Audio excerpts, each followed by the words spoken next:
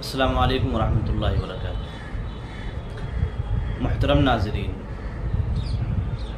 ملک اردن کے اندر ایک عجیب و غریب واقعہ پیش آیا۔ ملک اردن میں ایک تاجر شخص تھے جن کا نام تھا ابو انس۔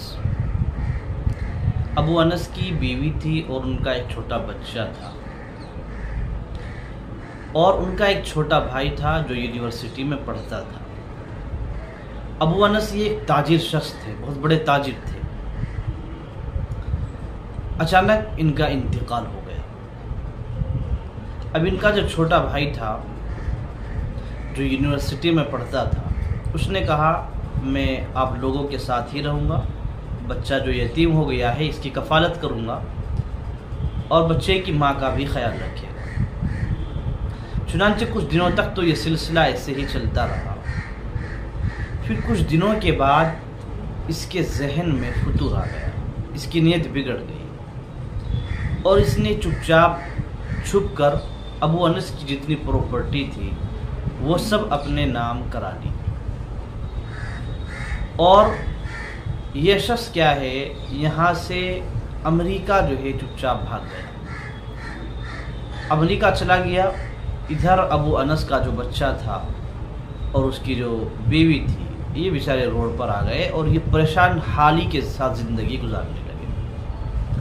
ادھر یہ شخص امریکہ گیا اور امریکہ میں جا کے اس نے گاڑیوں کا کاروبار سیٹ کیا اور اللہ نے اس کی تجارت کو چمکایا اور یہ وہاں پر ارب پتی آدمی بن گیا۔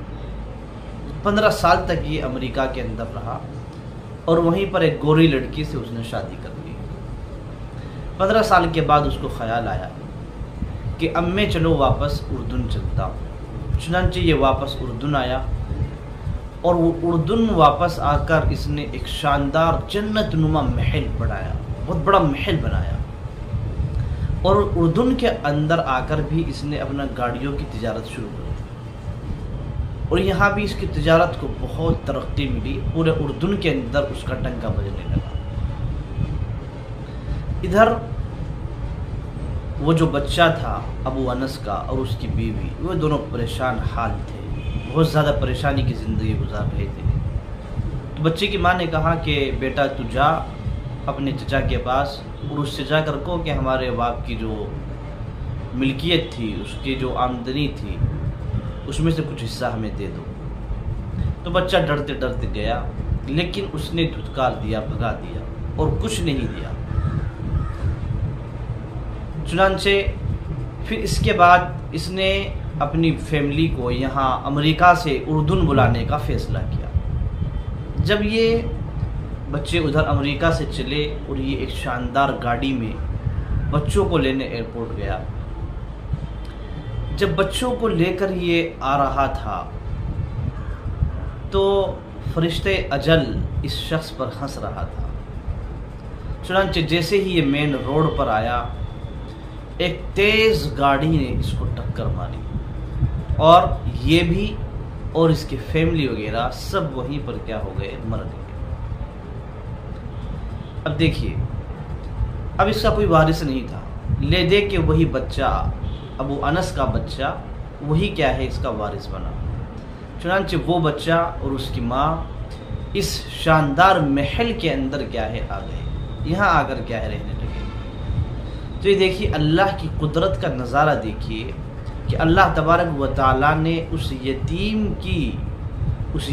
کے مال کو 15 سال کے بعد کئی گناہ زیادہ کر کے اللہ تعالیٰ نے اس کو واپس کر دیا۔ تو ناظرین، اس سے ہمیں کئی باتوں کا پتہ چلتا ہے۔ ایک تو یہ ہے کہ اللہ تعالیٰ مظلوم کی جو بد دعا ہے، مظلوم کی بد دعا اللہ تعالیٰ رد نہیں کرتے، چاہے 15 سال ہی کیوں نہ گزر جائے، اللہ تعالیٰ اس کی دعا ضرور سنتے ہیں۔ نیز اس سے ہمیں یہ بھی پتہ چلا کہ اگر کوئی شخص ظالم ہے تو ظالم کے ظلم کو اللہ تعالیٰ ہو سکتا ہے اللہ تعالیٰ اس کو ڈھیل دیتے رہے، لیکن جب اللہ کی پکڑ آتی ہے تو اللہ تعالیٰ اس کو سامان عبرت بنا دیتے ہیں۔ اور ایک چیز ہمیں اس سے یہ پتہ چلی کہ انسان کو حرام مال پر نگاہ نہیں رکھنی چاہیے، انسان کو حرام مال نہیں کھانا چاہیے، اس لیے کہ وہ جسم جو حرام غذا سے پرورش پاتا ہے، اللہ کے نبی نے فرمایا یہ جسم جہنم کے زیادہ حقدار ہے۔ اور اس سے ہمیں ایک بات یہ پتہ چلی کہ ہم لوگوں کو یتیموں پر ظلم نہیں کرنا چاہیے، یتیموں کے ساتھ حسن سلوک کا معاملہ کرنا یہ احادیث مبارکہ کے اندر بڑی فضیلت رکھتا ہے، بڑی فضیلت کا حامل ہے۔ اللہ کے نبی نے فرمایا میں اور یتیم کی کفالت کرنے والا آخرت میں دونوں ایسے ہوں گے، دو انگلیوں کو ملا کر اللہ کے نبی نے دکھایا، یعنی ایسے شخص کا مرتبہ بہت زیادہ ہے۔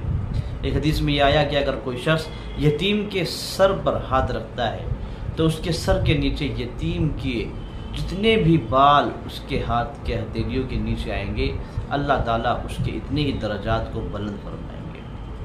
اللہ تعالیٰ مجھے بھی اور ہم سب کو عمل کی توفیق عطا فرمائے۔ السلام علیکم ورحمۃ اللہ۔